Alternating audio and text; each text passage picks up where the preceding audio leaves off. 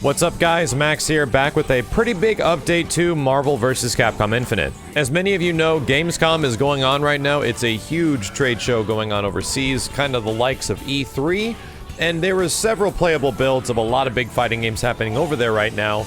And as I explained in a previous video, Capcom had the latest build of Marvel Infinite at their offices, which I flew up to in San Francisco to try out with their invitation, and I had to fly myself out. I really wanted to get this footage because there was some pretty significant stuff in here, not including the full base character roster, the first look at the brand new Infinity Stone in the game, which is what I want to talk about specifically in this video, probably because amongst everything that was announced for all the characters with Dormammu, Ghost Rider, Firebrand, and even Jedha, which I think Jedha is pretty awesome. I'm going to do a separate video on him right after this one. The Soul Stone and the way it works and what I played with it possibly has me the most excited of any of the few gameplay mechanics in the game, especially all the different soul gems that you can use to modify the characters. Early on, it's going to be very apparent that some of the more powerful gems are going to be Reality, which has a homing projectile which can kind of be hard to deal with unless you advance and guard it perfectly back to your opponent, and has a really good Infinity Storm portion, while some other stones have really good Infinity Storms like the Space Stone, to a lesser degree the Time Stone. The Power Stones I think is good, but I think its active ability, which is just this giant smash, is actually really good and has a huge hitbox and is very effective at making some strings very interesting and scary. But even with that being said, it all went out the window when I actually saw what the Soul Gem does, and it does exactly what everyone was thinking it was going to do. The Soul Stone does revive your opposition if they have died. So that makes a lot of sense why characters weren't disappearing in the background. They'd literally fall down to the ground and have a generic breathing animation and would just sit awkwardly back there. Everyone was kind of assuming, why are characters remaining on this stage? They always disappear in these games. Marvel 1, any of them, they vanish in some way. And now, for some reason, they're hanging around. It's got to be the Soul Stone. You can resurrect them or something.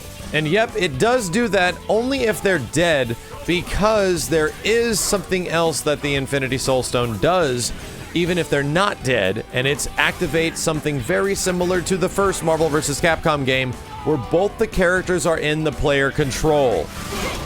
Not yet! Reaper, Earth of Cinder, Chaotic Flame! This was pretty significant to me because one of my favorite aspects of Marvel vs. Capcom as a series, one of my favorite gameplay elements was in Marvel 1, where you brought both of your characters onto the screen for the cost of 2 or 3 bars, and you literally just assault the hell out of your opposition while you control both characters at the same time.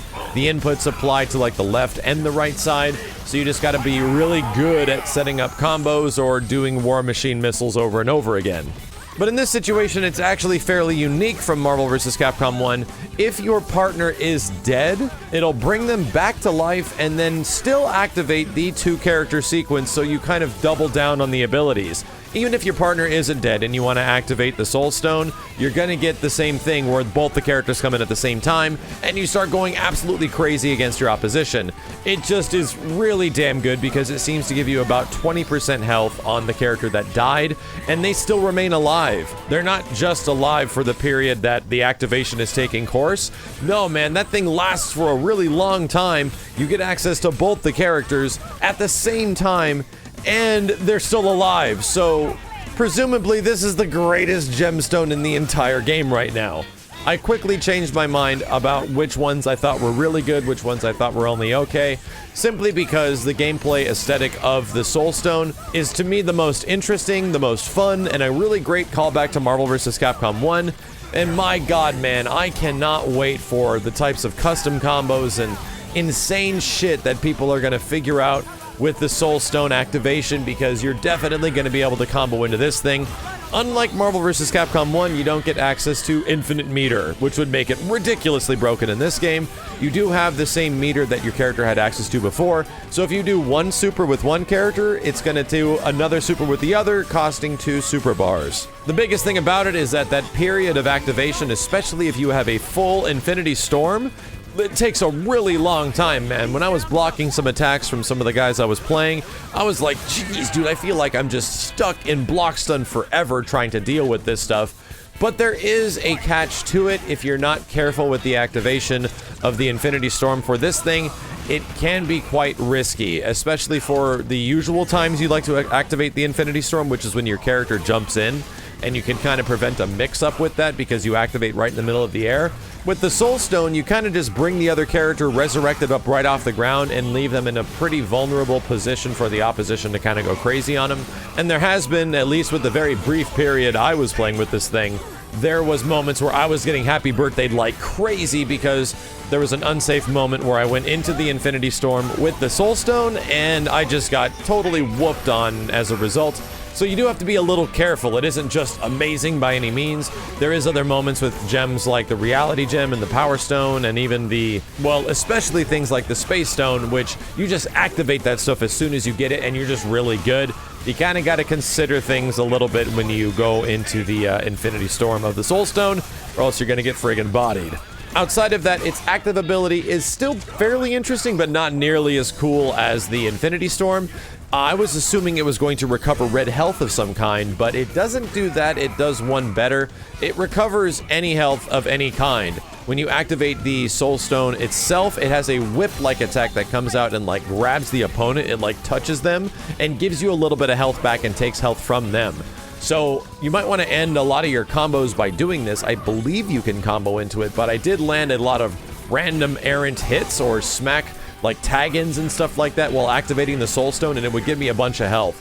So you can recover like a lot of health with this thing if you're very careful with it, which means that that's not a bad soul-like active ability and a really good Infinity Storm. So in my opinion, the Soul Stone is just like the best thing in the game in terms of what all the Infinity Stones offer. They all offer a lot of different things and they change a lot of team composition, but when it comes to the stuff that I'm looking for, which is crazy, insanity, chaos, and just a lot of fun, the Soul Stone is definitely going to be the one that I'll be choosing, and I guarantee you is going to be the one the majority of people will be using outside of the Reality Stone when the game does drop. But I wouldn't be too worried because soon into the game's overall lifespan, these Infinity Stones dramatically change things, and they all feel overpowered in some way, some more than others.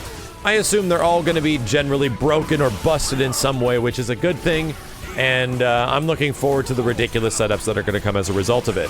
That's all I got for the Soul Stone right now. Easily one of my favorite aspects of Marvel vs. Capcom Infinite. And really the things that are enticing me the most of this game really are the gameplay mechanics, and this is another example of it. It's definitely not an apology for the pitiful roster, especially the launch roster of Marvel Infinite, but I definitely can't deny that playing with this stuff and the Switch mechanics and testing out all the different things you can do with the Infinity Stones is easily some of the most fun I've had with the Marvel vs. Capcom series, and it's absolutely a welcome addition. Either way, there's going to be more coming up very soon for the latest Gamescom build. I got more videos to make right now, so I'm going to go do so. The next one's going to be focusing on Jedha, his new moves. I'm going to be talking about what he kind of plays like, and give you guys a very good look at the character. As always, dudes, thank you a ton for watching. I very much appreciate any support on these videos if you do feel like leaving a thumbs up. Thank you again. My name is Max, and I'll see you next time.